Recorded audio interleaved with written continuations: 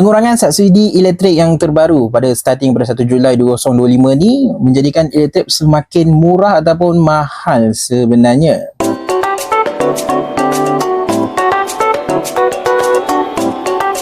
Okey guys, setelah meneliti laman website TNB Tenaga Nasional Berhad, saya dapati ini adalah perubahan-perubahan yang kita perlu faham lah sebagai rakyat Malaysia. Nak faham perstrukturan yang terbaru ni, kita kena faham bil elektrik kita yang dulu. Mungkin ada yang dalam ni masih tak faham bil elektrik yang dulu ni dikira macam mana. Kita bayar je setiap bulan. Kalau dulu kita punya bil elektrik dibahagikan kepada 5 blok. Jadi kalau korang tengok dekat sini, harga per kilowatt tu dia berbeza-beza berdasarkan blok-blok. 1 ke 200 lain harganya, 201 sampai ke 300 lain harganya, 900 dan ke atas lain harganya. Berbeza dengan bil yang telah distrukturkan yang terbaru ni. Untuk bil yang terkini, dia akan terpecahkan kepada 3 bahagian. Yang pertama adalah kos penjanaan. Dalam kos penjanaan tu dia ada cas tenaga dan cas kapasiti.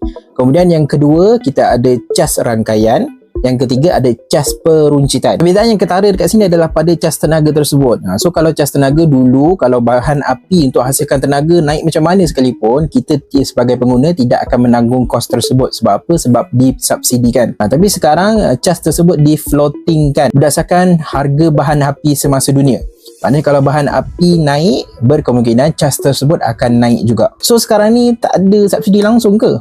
Ada. Subsidi tersebut distrukturkan ataupun difokuskan dengan pengenalan insentif cekap tenaga. Jadi insentif cekap tenaga ni dia macam rebate lah. Setelah kita kira segala cas-cas yang dikenakan, kita kira harga kenaikan bahan api apa semua. Maksudnya setiap bulan nanti harga bahan api dia akan berbeza-beza sedikit lah.